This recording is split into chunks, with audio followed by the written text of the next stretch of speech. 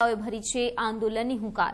અત્યાર સુધી ગૃહલક્ષ્મી બનેલી મહિલાઓ હવે રણચંડી બનીને મેદાને ઉતરી છે અને તેમના મનામણે આવ્યા ખુદ ગામના સરપંચ। મને કોઈ ફોન નહીં આવતું।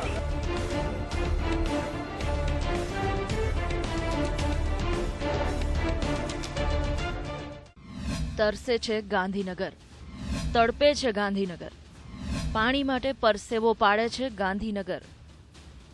અહીં વાત ગુજરાતના પાટનગર ગાંધીનગરની નહીં પણ છોટાઉદેપુરના બોડેલી તાલુકાના ગાંધીનગર ગામની છે। ગામમાં વર્ષો પહેલા 4 હેન્ડપંપ બનાવાયા હતા, જેમાંથી હાલ ફક્ત એક જ હેન્ડપંપ કામ કરે છે અને તે પણ માંડ। 800 માણસોની વસ્તી ધરાવતા આ ગામમાં ફક્ત એક જ હેન્ડપંપ ગામની દયનીય સ્થિતિનું સૌથી મોટું ઉદાહરણ છે। વહેલી સવારે 4 વાગે ઉઠીને મહિલાઓ પાણી માટે લાઈન લગાવે છે, તેમાંય પાણી મળશે તેની તો કોઈ ખાતરી જ નથી।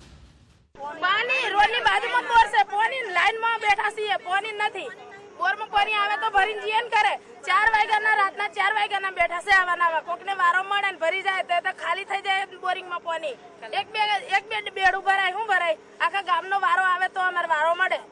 પાણી છે નથી, હવે અમારે પાણી લઈ જઈને રાંધવું ખાવું તો અમારે એક ટાઈમ રાંધવું ખાવું। ગામ લોકો અને સરપંચે અનેક રજૂઆતો કરી, છતાં કોઈ પગલાં ન લેવાતા મહિલાઓની ધીરજ ખોટી ગઈ અને મહિલાઓ ગામમાંથી પસાર થતા વડા તલાવ બોડેલી રોડ પર ધરણા પર બેસી ગઈ। એક નેગરી મને કોઈ ફોન નહીં આવતું।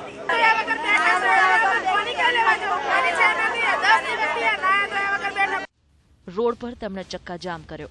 રોષે ભરાયેલી મહિલાઓએ 1 કલાક સુધી રોડ રોકી રાખ્યો। અંતે સરપંચે મહિલાઓને સમજાવવાનો પ્રયત્ન કર્યો। આ બહેનો બધી પાણી માટે જીદ કરીને બેઠી છે, એમને હું સમજાવવાની કોશિશ કરું છું। અહીં 4 બોર છે, એમાં 3 તો બિલકુલ ફેલ છે, એકમાં જ પાણી આવે છે, તે ખાલી 5 મિનિટ જેવો આવે છે। આ રાતની 4 વાગ્યાની બહેનો બેઠી છે। હું મારી બનતી ઉપાય મેં કરું છું। જે 14માં નાણાં પરના જે ગ્રાન્ટ મળે છે અમને, એ અમે બધી પાણીમાં ને લાઈનમાં વાપરીએ છીએ, તે છતાં અમને પાણી મળતું નથી। આખરે મહિલાઓ સરપંચનું માન રાખી રસ્તા પરથી તો ઊભી થઈ ગઈ, પણ હવે પાણીનું શું? અનેક રજૂઆતો ન સાંભળતા તંત્રના કાને ક્યારે ગામ લોકોની વાત પહોંચશે તે તો આગામી સમય જ બતાવશે। જમીલ પઠાણ।